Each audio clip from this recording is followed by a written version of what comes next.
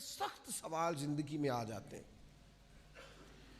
کئی دفعہ دل نہیں کرتا، دل ٹوٹتا ہے کہ یار یہ والی بات آپ کو نہیں کرنی چاہیے تھی، یہ درست نہیں ہے، یہ انداز ٹھیک نہیں، یہ سوال نہیں بنتا.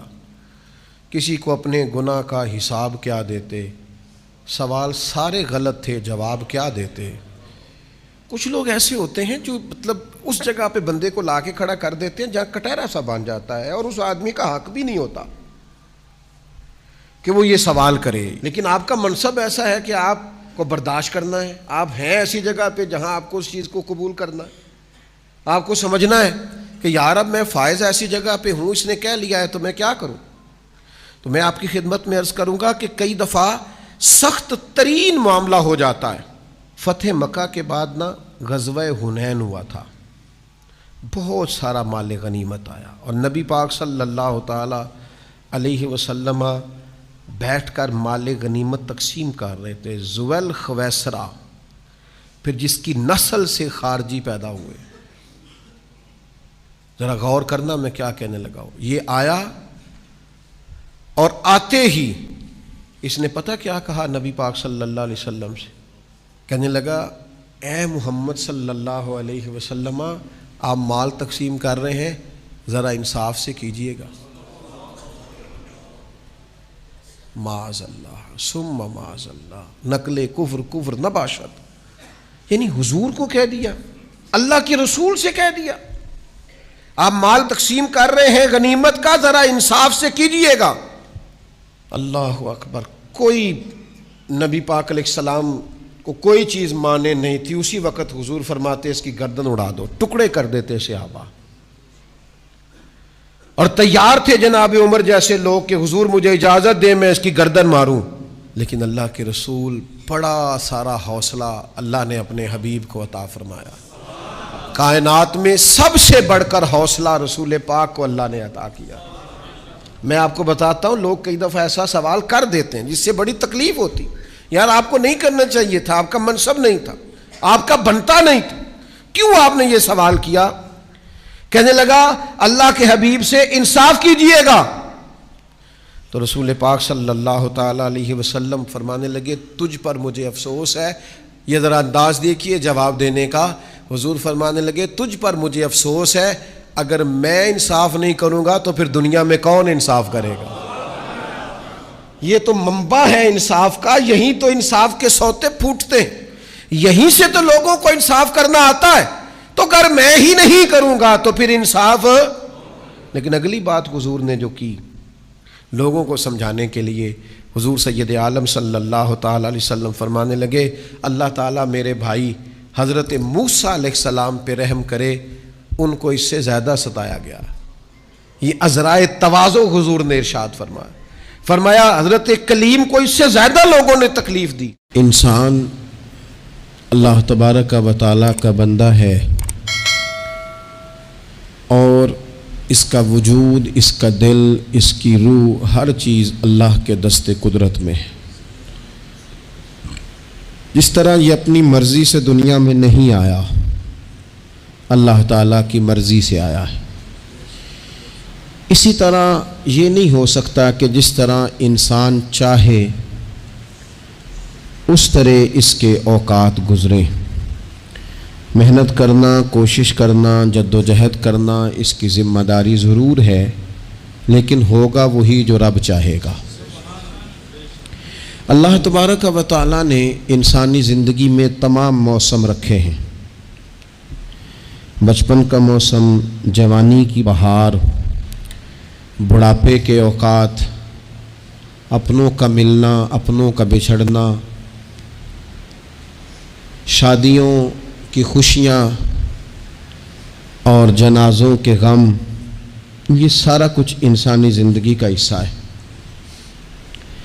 لیکن انسان چونکہ طبعی طور پر کمزور ہوتا ہے، اپنے مزاج کے لحاظ سے بہت ساری جگہوں پہ اس میں ضعف پایا جاتا ہے.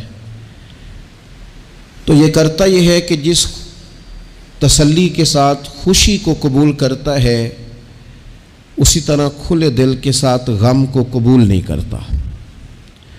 من چاہی زندگی گزارنا چاہتا ہے، حالانکہ من چاہی زندگی تکلیف کا باعث ہوتی ہے، رب چاہی زندگی انسان کو سکون عطا کرتی ہے۔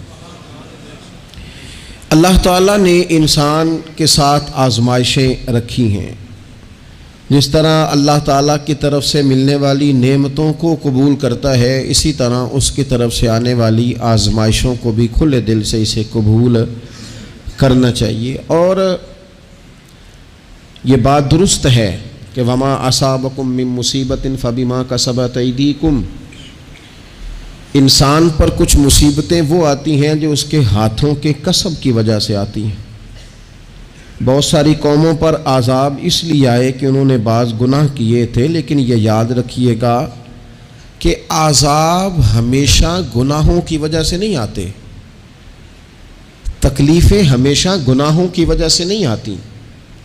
انسان دکھوں میں، مشکلات میں صرف اپنی غلطیوں کی وجہ سے نہیں الجھتا، بلکہ نبی پاک علیہ الصلاۃ والسلام نے فرمایا ہے اللہ تعالیٰ کسی بندے کو کوئی درجہ دینا چاہتا ہے، اس کے اعمال اس طرح کے نہیں ہوتے کہ اسے درجہ دیا جائے، اللہ اسے کسی مشکل میں ڈال کے اس کے درجے کو بلند فرما دیتا ہے۔ بلندی درجات کے لیے، قرب الہی کے لیے، اللہ تبارک و تعالیٰ کی بارگاہ کی معرفت کے لیے بھی مصائب آتے ہیں۔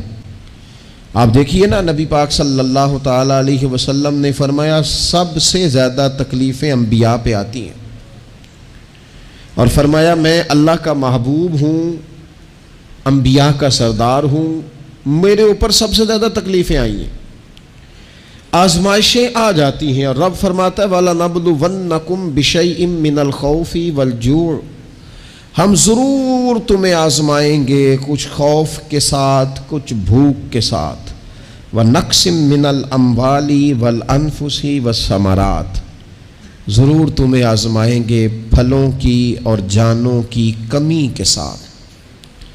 اگر تم اس میں ثابت قدم رہے، شکوے نہ کیے، اپنے رب کی رضا پہ تم راضی رہے، تو وَبَشِّرِ الصَّابِرِينَ، اے محبوب پھر جو میری رضا پہ صبر کریں انہیں میری جنت کی خوشخبری بھی عطا فرما دے۔ ہم تمہیں ضرور آزمائیں گے، خوف بھی، بھوک بھی، مالوں اور جانوں کی کمی بھی۔ مومن کی یہ شان ہوتی ہے کہ وہ کسی بھی موقع پر اپنے رب سے شکوہ نہیں کرتا، کسی بھی حال میں اپنے رب کی شکایت نہیں کرتا۔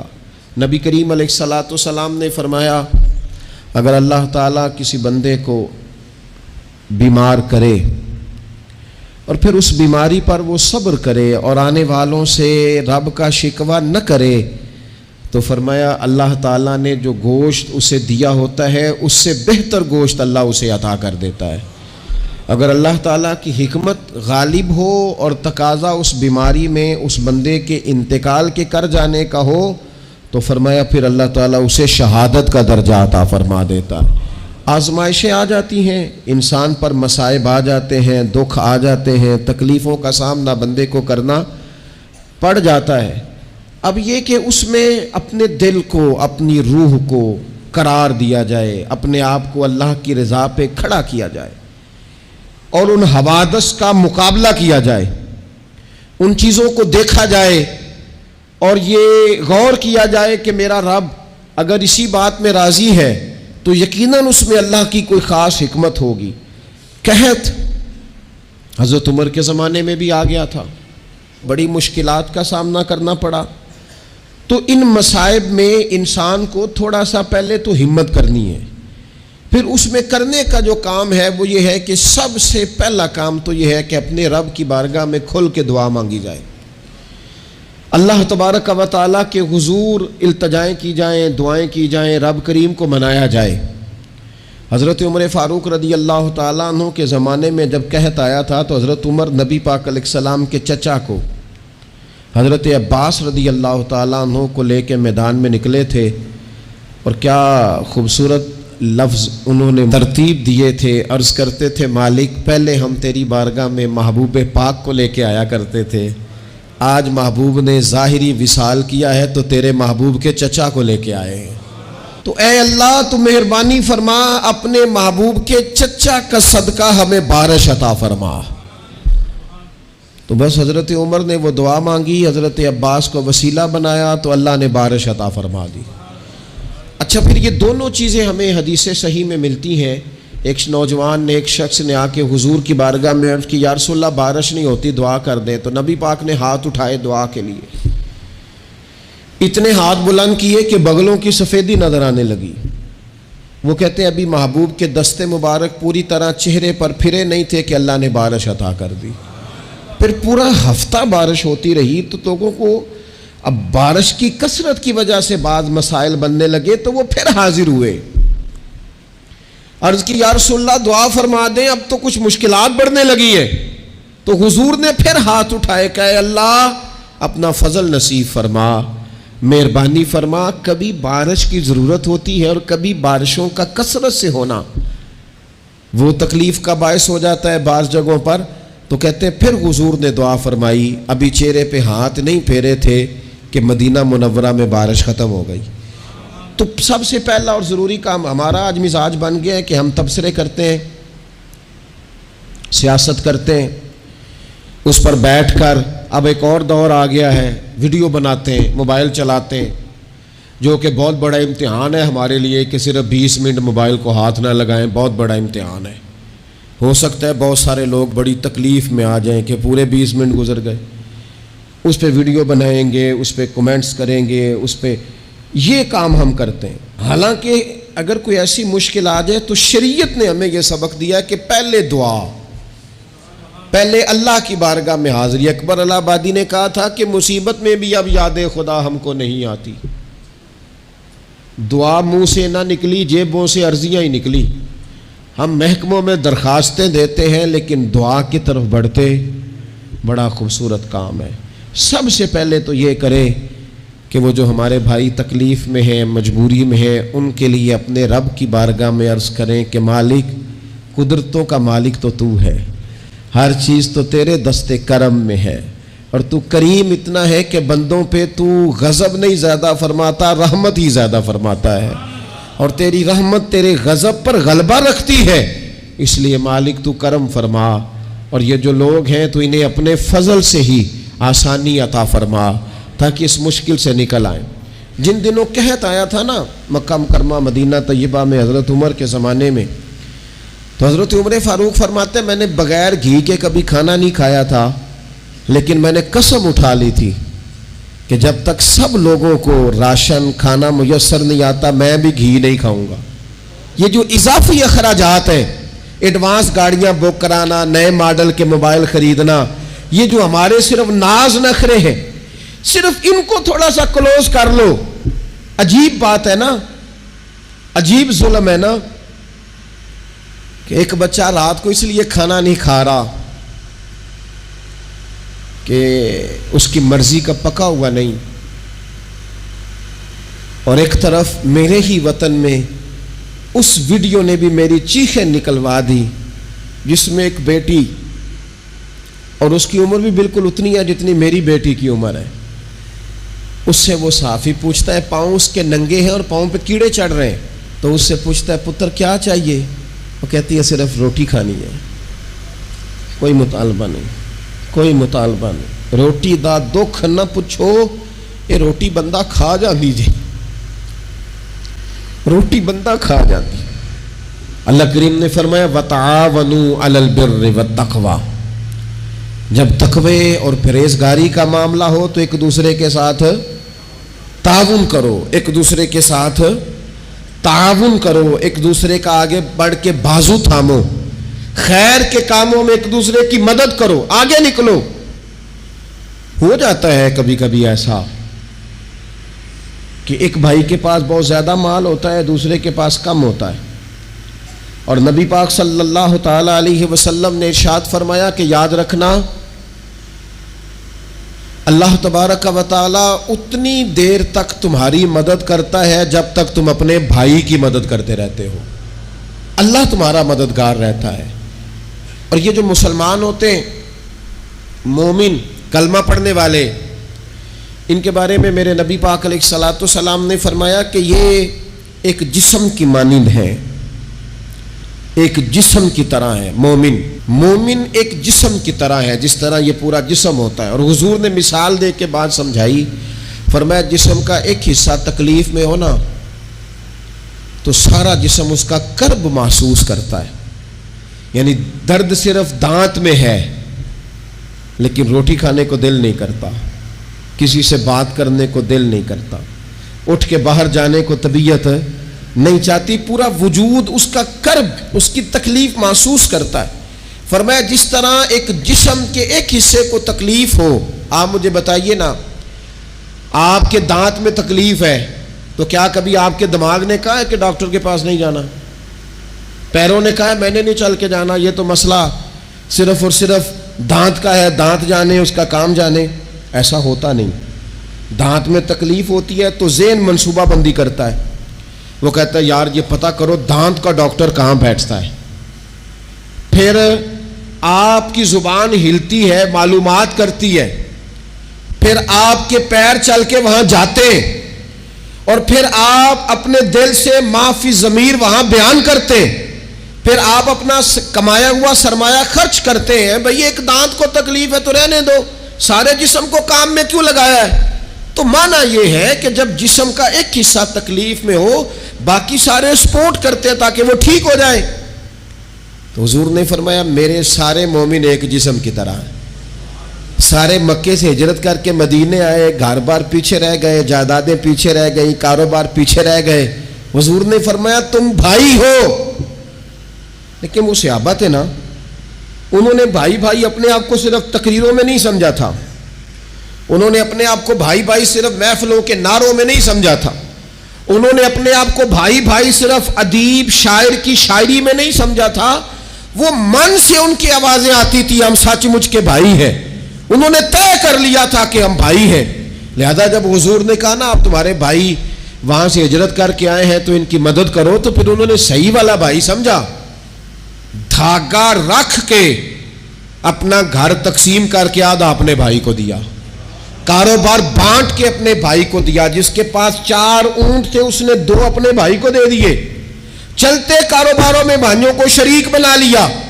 انہوں نے انہیں اس طرح کر کے رکھا کہ پھر وہ جو مہاجر تھے وہ مہاجر رہے ہی نہیں، انہیں یوں لگا کہ ہم تو ایک گھر سے اپنے دوسرے گھر میں شفٹ ہوئے، انہیں کسی جگہ بھی کوئی تکلیف نہیں آئی۔ لیکن امیر آدمی غریب کو بھائی سمجھنے کو تیار ہوتا نہیں، تگڑا بندہ چھوٹے کے قریب جانے کے لیے راضی ہوتا نہیں، جب تک وہ خاص ذہن نہ بنے جو ذہن ہمیں رسول پاک صلی اللہ علیہ وسلم نے عطا کیا ہے، اتنی دیر تک انسان اس مقام تک پہنچ نہیں سکتا جہاں وہ اپنے بھائی کے لیے خیر کا معاملہ کرے۔ تو ایک تو یہ کہ ہمیں آگے بڑھنا چاہیے، ان لوگوں کو اپنا بھائی جاننا چاہیے۔ چوتھی بات، اسلام کے اندر نا ہر ذی روح کے ساتھ نیکی کرنے کا اجر ہے، ہر تر جگر والے کے ساتھ نیکی کرنے کا ثواب ہے۔ اسلام کے اندر جو تر جگر رکھتا ہے، جس کے وجود میں روح ہے، اس سے نیکی کریں اجر ملے گا، صحیح حدیث میں موجود ہے نا۔ اور میرا خیال ہے آپ سب کو وہ حدیث آتی ہے کہ نبی پاک علیہ السلام نے فرمایا کہ ساری زندگی گناہ کرنے والی عورت نے کتے کو پانی پلایا تھا تو رب نے بخشش فرما دی۔ کتا حلال جانور بھی نہیں، کتے کو پانی پلایا، ساری زندگی کے گناہ تھے، اللہ نے معاف کر دیا۔ کوئی بھی تر جگر والا ہو، آپ مجھے بتائیے ایک کتے کو پانی پلانے سے رب معاف کرتا ہے، تو اگر وہ کسی انسان کی خدمت کرے، اور نرا انسان نہیں مسلمان، اور نرا مسلمان نہیں مدینے والے کا غلام، رسول اللہ کا کلمہ پڑھنے والا، اس کے ساتھ نیکی کرنے سے اللہ کتنا اجر عطا فرمائے گا۔ تو عزیز بھائی، مخلوق خدا سے جب لوگ پیار کرتے ہیں، جب لوگ محبت کرتے ہیں، اور جب ہمارے دل نرم، ہمیں نا مادہ پرست بنایا گیا ہے کچھ عرصے سے، ہمارا ذہن بنا دیا گیا، اور یہ ڈھیر سارے لوگ ہیں جو تقسیم کرتے ہیں ذہنوں کو، ڈھیر سارے لوگ، اس میں بعض مذہبی لوگ بھی شامل ہیں اللہ ماشاءاللہ، جو ذہن تقسیم کرتے ہیں، چھوٹی چھوٹی اپنے لالچ کے لیے لوگوں کو ایک دوسرے سے دور کرتے ہیں۔ یہ تقسیم کار ہمارا عام حصہ ہے، عام جز ہے۔ یاد رکھنا، جب قومیں مادہ پرست ہو جاتی ہیں نا، جب وہ ہر چیز کو پیسے میں تولتی ہیں اور پہلے اپنا نفع دیکھتی ہیں، پھر وہ معاشرہ انسانوں کا معاشرہ نہیں رہتا، وہ تاجروں کا معاشرہ ہوتا ہے، وہاں ہر چیز سیل ہوتی ہے، بیچی جاتی ہے۔ دوستو قلبی طور پر جب دلوں میں گنجائش ہوتی ہے، جب ہمارے دلوں میں وسعت ہوتی ہے، جب ہمیں پیار کرنا آتا ہے، 2 آدمیوں کا کھانا 3 آدمی کھا سکتے ہیں، شرط یہ ہے کہ وہ تیسرے کو بٹھانے کی وسعت رکھتے ہوں۔ 4 آدمیوں کا کھانا 5 آدمی کھا سکتے ہیں، شرط یہ ہے کہ ان کے دلوں میں گنجائش موجود ہو۔ یاد رکھنا، ایک چھت کے نیچے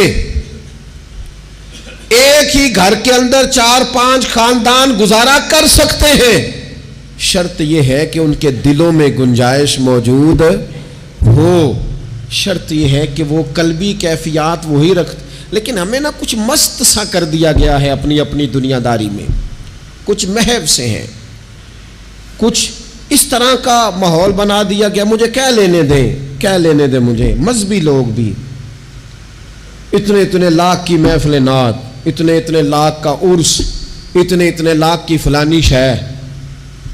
اور خدا کے بندو کچھ دیر کے لیے چھوڑ لو، کچھ دیر کے لیے مہربانی کر لو اور دیکھو تو صحیح ضرورت کس چیز کی زیادہ ہے۔ چلو کوئی تو گنجائش پیدا کرو زندگی میں، کہیں کسی ایک چیز کو روک لو۔ مستحب کا اور واجب کا فرق ہی نہیں سمجھتے۔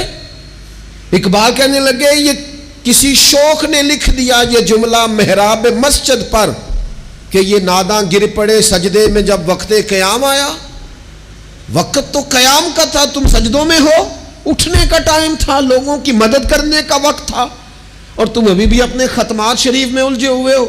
کل 10واں چہلم مستحب ہے، 2 آدمی بیٹھ کے ختم دلا لیں ہو جاتا ہے۔ یہ باقی کا لاکھوں روپے کا مال ان جگہوں پہ پہنچایا جائے جہاں ضرورت ہے۔ محفل نعت آپ کے محلے کا نوجوان بھی نعت پڑھ سکتا ہے، مقامی خطیب کو بھی تقریر آتی ہے، ہر جمعے کرتا ہے، اور بڑے کام ہے کرنے والے، لیکن وہ بس ٹھیک ہے ہم جہاں لگ گئے وہاں سے ہلنے کو تیار ہی نہیں، ایک مخصوص سا مزاج بنا لیا، اس سے باہر آنا ہی نہیں چاہتے، پسند ہی نہیں کرتے۔ تو اپنی زندگی کے اندر وسعت پیدا کریں، اپنے دل میں وسعت پیدا کریں۔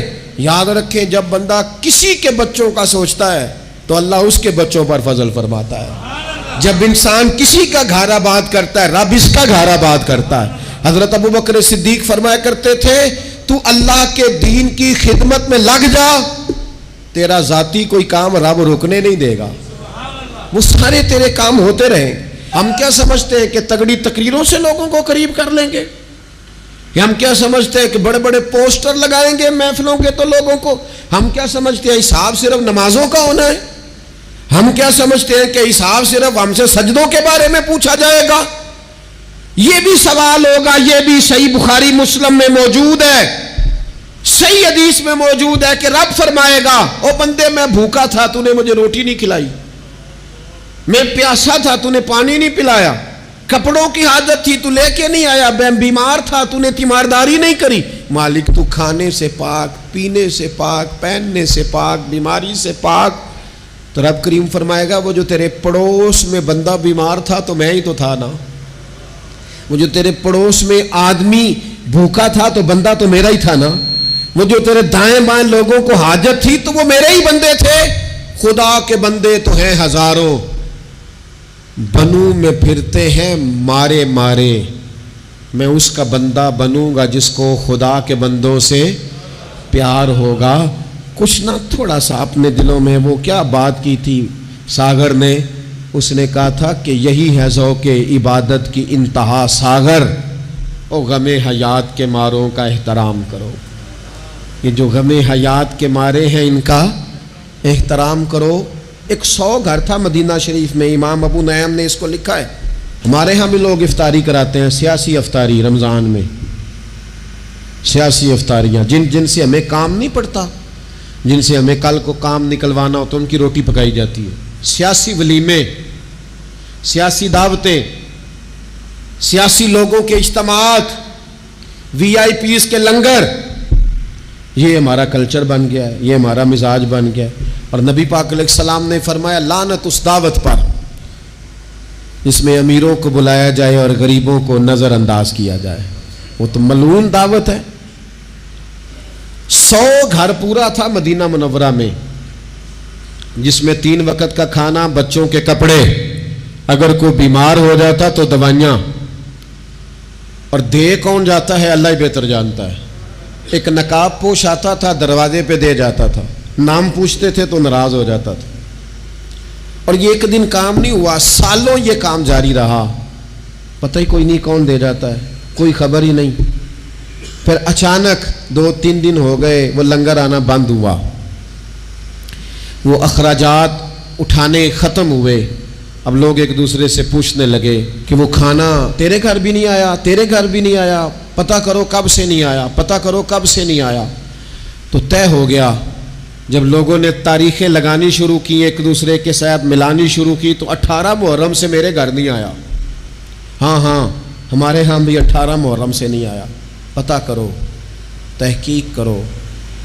پتہ چلا کہ 18 محرم کو امام زین العابدین کا وصال ہوا ہے۔ سیدہ پاک کا یہ شہزادہ، امام حسین کا کربلا میں بچ جانے والا یہ جانشین، ایک 100 گھروں میں، اور تھوڑی سی آبادی، 100 گھروں میں 2 وقت کھانا، اور اپنے کندھے پہ توڑا رکھ کے، لنگر کی بوری رکھ کے پہنچا کے آتے، اور چہرے پہ نقاب ہوتا، کوئی پوچھتا نام کیا ہے تو ناراض ہو جاتے۔ 100 گھروں میں کھانا جاتا۔ ان کے وصال کے بعد جب غسل دیا جا رہا تھا تو موٹے موٹے نشان تھے کمر پہ۔ لوگوں نے ان کے بیٹے سے پوچھا کہ یہ کیا ہے، تو فرمانے لگے میرے والد اپنے کندھوں پہ تھیلے رکھ کے آخر عمر تک گھروں میں پہنچا کے آتے رہے۔ لوگوں نے کہا حضور آپ کیوں نہیں جاتے تھے، آپ جوان تھے؟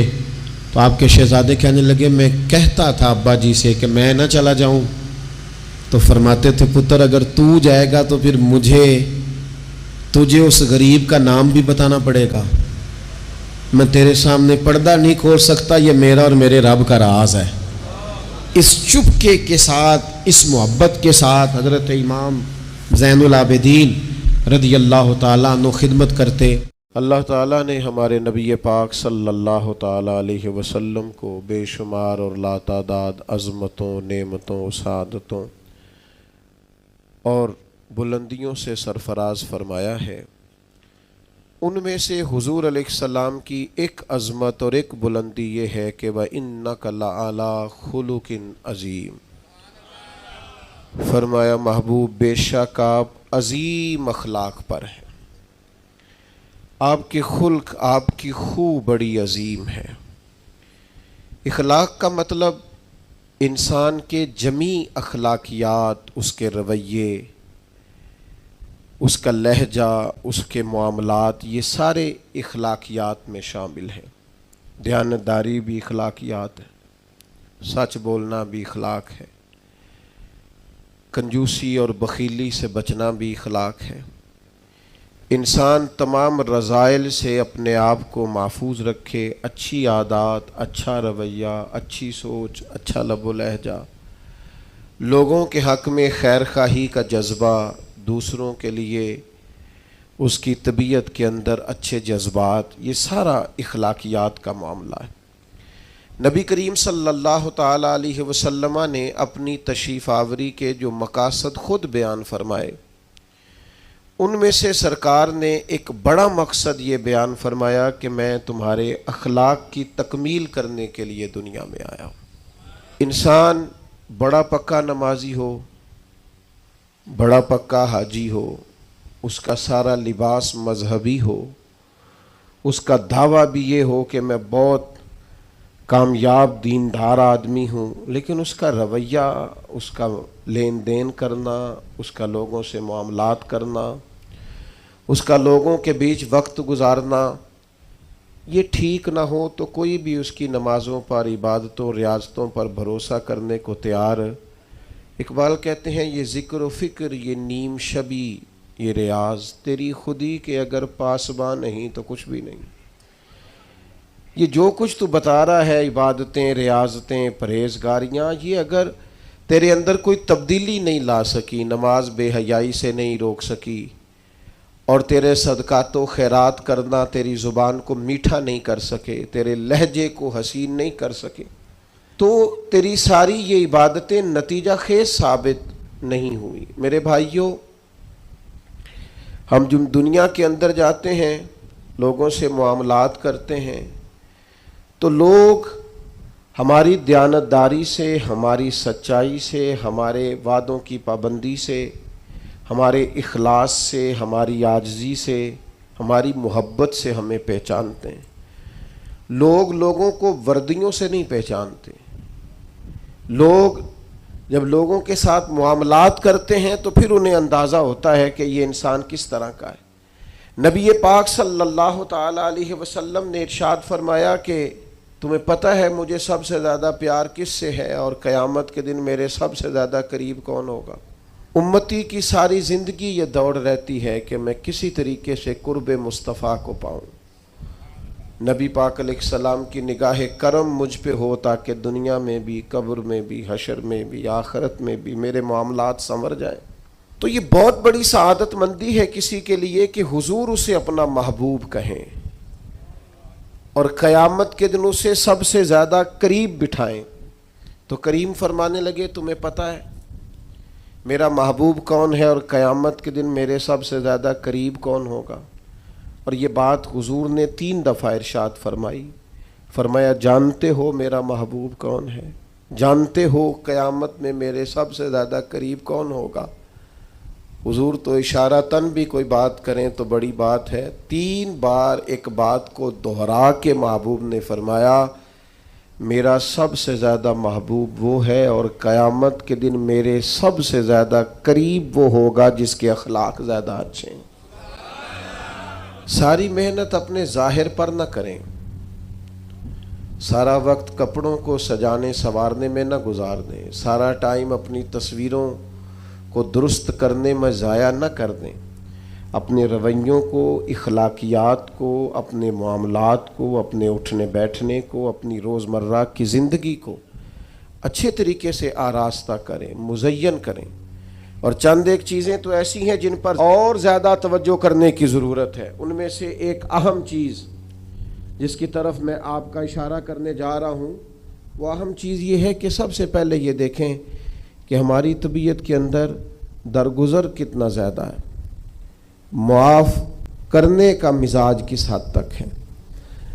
میں اکثر یہ دیکھتا ہوں کہ ہم چاہتے ہیں کہ لوگ صرف میرے معیار کے مطابق چلیں، میری طبیعت کے مطابق ڈھلیں، تو پھر تو میں ان کے ساتھ وقت گزارنے کو تیار ہوں۔ لیکن اگر ہمیں کبھی سامنے والے کی طرف سے مخالف رائے کا سامنا کرنا پڑتا ہے اور کبھی وہ کچھ اپنی بھی رائے رکھتا ہے اور کچھ اپنی بھی مجبوریوں کا اظہار کرتا ہے تو ہم درگزر کرنے کو تیار نہیں ہوتے۔ یاد رکھیے گا اللہ تعالیٰ نے انسان کو خوبیوں اور خامیوں کا مجموعہ بنایا۔ انسان کے اندر بحیثیت انسان خامیاں بہرحال باقی رہتی ہیں، تو چونکہ اس میں خامیاں باقی رہتی ہیں تو ہمیں اس کی خامیوں، غلطیوں اور بشری کمزوریوں سمیت اس سے پیار کرنا پڑے گا۔ اگر ہم یہ کہیں کہ وہ کوئی غلطی ہی نہ کرے، اس کے اندر کوئی کمزوری ہی نہ رہے، کوئی اس کے اندر بشری تقاضا باقی نہ رہے، تو پہلی بات یہ ہے کہ ہمارا یہ مطالبہ ہی سرے سے غلط ہے۔ اس لیے کہ اللہ تعالیٰ نے بالکل معصوم تو فرشتوں کو بنایا ہے، فرشتے معصوم ہیں، پر اشرف المخلوقات اللہ نے حضرت انسان کو بنایا ہے۔ اس کے ساتھ اللہ نے یہ آزمائش رکھی ہے، تو انسانوں کے اندر کمزوریاں رہیں گی۔ نبی پاک صلی اللہ تعالی علیہ وسلم نے ارشاد فرمایا جس آدمی کو غصہ آیا اور وہ اپنا غصہ نکالنے پر قادر بھی تھا لیکن اس نے اللہ کی رضا کے لیے اپنے غصے کو کنٹرول کر لیا، فرمایا اللہ اس کے دل کو امن سے بھی بھر دے گا اور ایمان سے بھی بھر دے گا۔ نہیں، غصے کو کنٹرول کرنا ایمان کی مضبوطی کا باعث بنتا ہے۔ ہوں گے کچھ لوگ بیچارے جو کمزور ہوں گے، کچھ نہیں کہہ سکتے، آپ کا غصہ سہتے ہوں گے، یا کچھ ایسے لوگ ہوں گے جو آپ سے محبت بے پناہ کرتے ہوں گے، اس لیے آپ کا غصہ برداشت کرتے ہوں گے۔ لیکن حضور نے جو ہمیں اخلاقی رویے سکھائے ہیں ان میں تو محبوب نے فرمایا وہ پہلوان ہے جو اپنے آپ پر کنٹرول کرے، اپنے آپ کو قابو میں رکھے، اپنے غصے کو، غیظ و غضب کو وہ ذرا سنبھال کر رکھے. ہم اپنے آپ پر کنٹرول نہیں رکھتے. بہت ساری باتیں ہیں جو ہم کر لیتے ہیں، لیکن چونکہ مومن ہے، حضور علیہ السلام کے غلام ہے، مجھے اچھی طرح پتہ ہے کہ سینکڑوں ہزاروں لوگ ایسے ہیں جن کو بعد میں پچھتاوا ہوتا ہے کہ مجھے یہ بات نہیں کرنی چاہیے تھی، مجھے اس طرح کا رویہ نہیں رکھنا چاہیے. کچھ بولیاں بول لیتے ہیں، لیکن چونکہ اندر ایک مومن بستا ہے، حضور کا غلام بستا ہے، تو پھر دل پچھتاتا ہے، سینے میں بات کھٹکتی ہے. میرے بھائی بہت پہلے سے اپنے اوپر کنٹرول کریں، اپنے آپ کو غیظ و غضب سے، ناراضگی والے جملے بولنے سے بچائیں. ہاں بالکل ناراض نہ ہونا بھی زیادتی ہے، ناراض ہونا بھی چاہیے اور بڑا زبردست ہونا چاہیے، سخت شدت کے ساتھ غصہ کرنا چاہیے. پر کب؟ جب اللہ کی حدوں کو توڑا جائے، جب شریعت کی مخالفت کی جائے اور بے جا دین کی باتوں کو چھوڑا جائے، اللہ کی رضا کے لیے ناراض ہو. سیدہ طیبہ طاہرہ حضرت عائشہ صدیقہ رضی اللہ تعالیٰ عنہ فرماتی ہیں کبھی اپنی ذات کے لیے حضور ناراض نہیں ہوئے، لیکن اگر اللہ کی حدیں توڑی جاتی تھی تو ناراض ہوتے تھے. چاہیے نا والد کو کہ بیٹا جان بوجھ کے نماز چھوڑ دے تو ناراض ہو، بیٹی پردہ نہ کرے تو ناراض ہو. چاہیے نا اسے کہ اگر اس کے گھر کے اندر کوئی غیر شرعی کام ہو رہا ہو تو وہ ناراضگی کا اظہار کرے، حکمت کے ساتھ سمجھائے، دانائی کے ساتھ تبدیل کرنے کی پوری کوشش کرے. آپ کا دل اس وقت پوری طور پر ناراض ہو جب آپ شریعت کی مخالفت ہوتے ہوئے دیکھیں. 10,000 گم ہونے پر تو جس کا دل پریشان ہوتا ہے، لیکن نماز ظہر قضا ہونے پر جسے کوئی اثر نہیں ہوتا، جو چند منٹ، آدھا گھنٹہ، پونا گھنٹہ نوکری سے لیٹ ہو تو احساس پیدا ہوتا ہے، لیکن کئی دن بیت گئے فجر نہیں پڑی، کتنے دن گزر گئے سویرے اللہ کی بارگاہ میں نہیں اٹھا، توجہ نہیں ہوتی. 2 حدیثیں اکٹھی عرض کرنے لگا ہوں، آپ نے ان دونوں روایات پر غور کرنا ہے. ایک قاضی اجاز رحمۃ اللہ علیہ نے شفا شریف میں لکھی اور ایک امام احمد بن حنبل نے اپنی مسند میں نقل فرمائی. صحابہ فرماتے غزوہ احد کے موقع پر ہم نے نبی پاک علیہ السلام کے رخ زیبا پر خون بہتا ہوا دیکھا. کفار نے سنگ باری کی، تکلیف دی حضور کو، مقدس رخساروں پر خون بہا. ہم نے عرض کی یا رسول اللہ دعا کرے نا یہ برباد ہو جائے. تو نبی پاک علیہ السلام نے فرمایا مجھے لان تان کرنے والا نہیں بنا کے بھیجا گیا، مجھے رحمت بنا کے بھیجا گیا. اور نبی کریم نے دعا فرمائی یا اللہ انہیں ہدایت عطا فرما. اس موقع پر جب حضور کو ذاتی طور پر تکلیف دی گئی ہے، مقدس چہرہ نور پر خون بہ رہا ہے اور صحابہ کے کلیجے پھٹ رہے ہیں، اور احد کے میدان میں حضور کا وہ رنگین چہرہ خون سے بھرا ہوا دیکھ کر طبیعتیں مچل رہی. تڑپ کے عرض کی حضور کریں دعا یہ تباہ ہو جائے. فرمایا نہ بھائی، کوئی لان تان کرنے والا نہیں، مجھے تو رحمت بنا کے بھیجا گیا. لیکن میرے عزیزو، غزوہ خندق کے موقع پر جب دشمنوں سے دفاع کرتے وقت نماز عصر مسلمانوں کی قضا ہوئی تو حضور نے ہاتھ اٹھا کے عرض کیا، کہا اے اللہ ان کے پیٹ آگ سے بھر دے جنہوں نے ہماری نماز عصر لیٹ کی، ہماری نماز لیٹ کر دی، صلاۃ وسطیٰ لیٹ کر دی. ہمیں تیرے حضور جھکنا تھا، ہمیں وہ نماز پڑھنی تھی جو بڑی قیمتی ہے، نماز عصر انہوں نے ہماری نماز لیٹ کر دی، ان کے پیٹ آگ سے بھر دے. حضور کا سارا چہرہ لہو سے بھرا ہے، پر ذات کے لیے دعا نہیں کی کہ یہ تباہ ہو جائیں، پر ایک نماز لیٹ ہو گئی. صحابہ کی عصر قضا ہوئی تو کریم نے ہاتھ اٹھا کے کہا یا اللہ بھر ان کے پیٹ آگ سے. او سنگیو، آؤ یارو اپنا اخلاق تو دیکھیں. میری بھی فجر قضا ہے، میرے پتر کی بھی قضا ہے، میری جوان بیٹی بھی جم کے سو رہی، کبھی ماتھے پر شکن تک نہیں آئی، لیکن میری روٹی لیٹ ہو جاتی ہے تو میں سارا گھر سر پہ اٹھا لیتا ہوں، زمین آسمان ایک کر دیتا ہوں. میرے بچے آپ کے بچے ہماری نگاہوں کے سامنے وہ پوری طرح بری سوسائٹی کا شکار ہو جائیں اور وہ جانے کس کس گناہ میں لگ جائے، معاذ اللہ شکن تک نہیں آتی، لیکن میرے کپڑے وقت پر استری نہیں ہوئے، مجھے ٹائم پر فلاں چیز نہیں دی گئی، آسمان سر پہ اٹھا لیا جاتا ہے۔ حضور نے تو ہمیں یہ اخلاق سکھایا ہے کہ لہو سے تیرا وجود بھی ذات کے لیے بھر دیا جائے تو زبان سے لان تان نہ کرنا، یہ تیرے نبی کا طریقہ ہے۔ ہاں، اس شخص سے بچنا جو تیری نمازوں کو قضا کرنے کا ذریعہ بنے۔ ایسے لوگوں کے بارے میں تیرا رویہ سخت ہونا چاہیے جہاں تیری عبادات، تیری اللہ کی بندگی داؤ پہ لگتی تجھے نظر آئے۔ خدا را دین کا مزاج تو سمجھیں، ہم کس طرف چلیں۔ اور پھر یہاں میں بڑی ذمہ داری سے یہ بات بھی عرض کر دوں، حضور راضی نہیں ہے اس بندے سے جو میلاد کی جھنڈیاں لگائے اور نماز چھوڑ دے، جو جلسہ وقت پہ کرائے، محفل کے لیے صبح شام ایک کر دے اور نماز کے معاملے میں سستی کرے۔ ایسے ہی جان بوجھ کر اگر بلی کو دیکھ کر کبوتر آنکھیں بند کرے گا تو اس کا معنی کیا ہے؟ آپ کے چھپ جانے سے اور ذرا کسی برکت والی چیز کے پیچھے چھپنے سے شریعت کا حکم بدل جائے گا؟ اصل چیز تبدیل کر دی جائے گی؟ حقیقتیں رہتی ہیں، حقیقت چھپ نہیں سکتی بناوٹ کے اصولوں سے، اور خوشبو آ نہیں سکتی کبھی کاغذ کے پھولوں سے۔ شریعت کا حلال حلال رہے گا اور حرام حرام رہے گا۔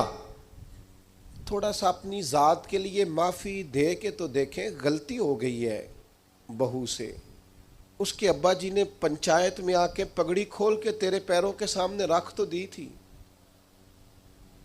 اس کے بھائی نے ہاتھ بھی باندھے تھے کہ آئندہ نہیں کرے گی، چل کر دے معاف، کوئی بات نہیں، کوئی کفر نہیں ہو گیا۔ ہو گئی ہے نا غلطی تیرے ملازم سے، بیچارہ غریب ہے، وہ کہیں اور جا کے اس عمر میں بڑھاپے میں کہاں نوکریاں ڈھونڈتا پھرے، چل ہو گئی ہے غلطی، معاف کر دے، درگزر کر دے۔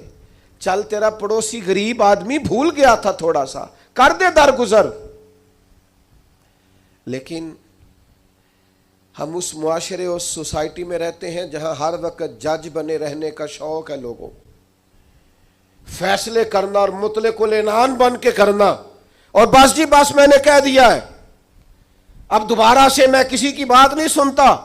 آپ مجھ سے ناراض نہ ہو دیں تو یہاں تو مسجد کی کمیٹی کا صدر کسی سے کنٹرول نہیں ہوتا، سارا کچھ بگڑتا ہے تو بگڑ جائے الا ماشاءاللہ، لیکن ہمارا مزاج ہے ماں بدولت نے جو کہہ دیا وہ ہو کے رہے گا۔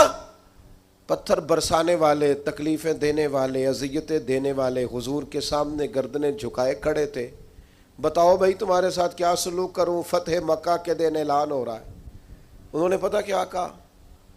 انہوں نے میرے محبوب کے عظمتوں والے باب کا ذکر چھیڑ دیا، کہنے لگے آپ بھی بڑے ہی کریم ہیں، اور آپ کے والد عبداللہ بھی بڑے ہی کریم تھے، بڑے کریم باپ کے بیٹے ہیں آپ، وہ بڑے کریم تھے۔ نبی پاک علیہ السلام نے فرمایا اگر تم نے یہ کہا ہے تو جاؤ، پھر تم پر کوئی بدلہ نہیں، تمہارے ساتھ وہی سلوک کرنا ہے جو جناب یوسف نے مصر آئے ہوئے بھائیوں کے ساتھ کیا تھا، انہوں نے کنویں میں پھینکا تھا اور جناب یوسف نے سینے سے لگا لیا تھا، لہذا تمہارے ساتھ وہی کچھ کرنا ہے۔ وہ لوگ حضور نے انہیں معاف کر دیا۔ میں اگر ایک جملہ کہوں تو شاید آپ کو اچھا لگے اور آپ کہیں کہ یہ جملہ کوئی کسی اچھے ادیب نے اور کسی اچھے دانشور نے بڑی اچھائی سے کہا ہے۔ حضور نے انہیں معاف کر کے رہا کر دیا، پر وہ قیامت تک کے لیے میرے نبی کی زلف کے قیدی بن گئے۔ فرمایا جاؤ نا جاؤ، میں نے تمہیں رہا کیا۔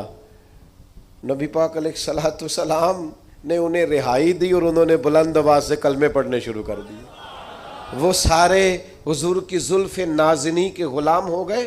معاف کر کے کسی کو غلام بنایا جا سکتا ہے، بدلہ لے کر غلامیاں نہیں ہوتی، محبتیں پروان نہیں چڑھا کرتی، لیکن وہ ہماری طبیعت ہے نا، مزاج ہے۔ ایک تو معاف کریں، دوسری بات ہمارے جو ماتحت لوگ ہیں نا، ماتحت، ان کے بارے میں اپنا رویہ ٹھیک کریں. جن لوگوں کو اللہ تعالیٰ نے پیسے دیے ہیں نا، یا مالک نے انہیں کوئی عہدہ دے دیا ہے، یا ان کے پاس کوئی 10 20 50 200 لوگ کام کرتے ہیں، وہ تھوڑا سا سوچیں کسی وقت بیٹھ کے کہ میں آج ایک فیکٹری کا آنر بن کر اور ایک ادارے کا سربراہ بن کے بیٹھا ہوا ہوں، اگر کل مجھے وہاں کھڑا ہونا پڑ جائے جہاں مزدور کھڑے ہیں تو پھر میرا حال کیا ہو. وہ جو اپنے ماتحت کے ساتھ ہمارا رویہ نا، یعنی حکم چلانے کا ایک مزاج ہے.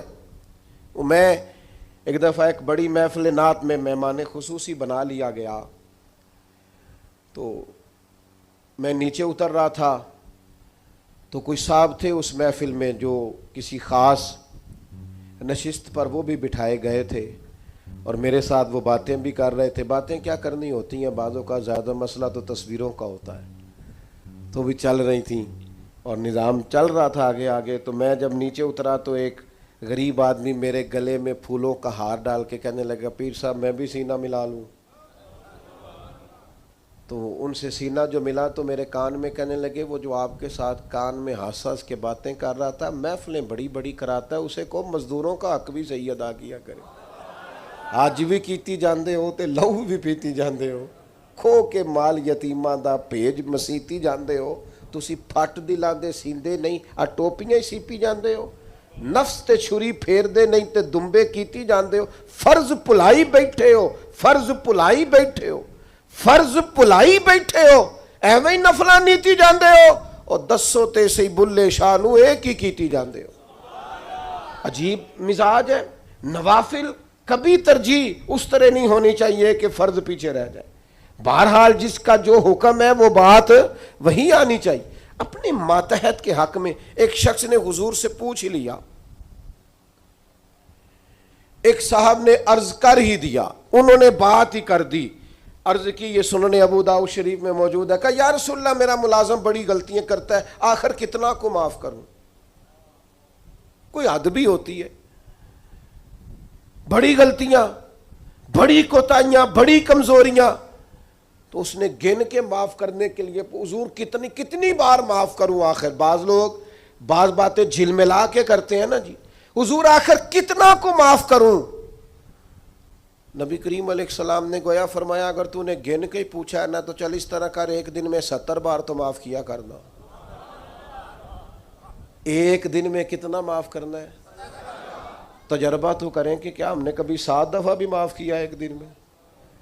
حضور نے فرمایا 70 دفعہ معاف کر. اور ایک شخص کو تو نبی کریم نے ان لفظوں سے تنبیہ فرمائی، فرمایا تیرے غلام پر جتنا تجھے حق حاصل ہے نا تیرے اختیار میں، تیرے رب کو اس سے کئی گنا بڑھ کے تیرے اوپر اختیار ہے. یا رسول اللہ ان کا کریں کیا؟ تو نبی پاک نے فرمایا اپنے غلاموں کو اس طرح رکھنا، یہ جو بڑی بات کرتے ہیں نا انسانی حقوق کی، وہ ملازم نو سوٹ دے رہے نے، کہ نوائیے میں کدی واری پایا ہے، نوائیے، لہذا تو بھئی آپ کو بغیر جو نہیں پہنا تھا وہ دینا چاہیے تھا نا، ملازم کو نیا خرید کے دیتے نا آپ. یہاں تو لوگ زکوٰۃ بانٹتے ہیں اپنے ملازموں پہ، تو سیاسی زکوٰۃ بانٹتے ہیں. ہاں اس کو پیسے جو وقت کام آ جائے گا، تھوڑی تھوڑی کر کے وہاں بانٹو، جب ٹائم ملے گا تو بلا لیں گے. خو کرے حمد سے تھوڑا سا گلا بھی سن لے، گولی اگرچہ کڑوی ہے پر ہو سکتا ہے شفا ہو. ہر دینی کام میں بھی سیاست کرتے ہو، ذات کے لیے استعمال کرتے ہو. سنو یہ میرے نبی پاک کا اخلاق ہے. یا رسول اللہ غلاموں سے کس طرح گزارا کریں؟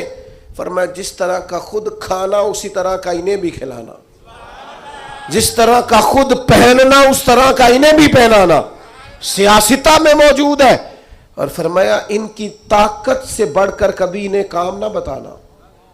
اور میرے محبوب کے غلاموں نے تو اس طرح عمل کیا کہ حضرت ابو ذر غفاری جیسے سردار اپنے گھر سے نکلے تو غلام ساتھ تھا. سامنے سے ایک سردار دیکھ کے حیران ہو گیا، کہنے لگا ابو ذر یہ کون ہے؟ فرمایا میرا غلام ہے. کہا حد ہو گئی یار، اس کے کپڑے قیمتی ہیں اور تمہارے کمزور ہیں، یہ انقلاب کیسے آیا؟ تو جناب ابو ذر غفاری فرمانے لگے یہ میرا انقلاب نہیں، یہ محمد عربی کا دیا ہوا انقلاب.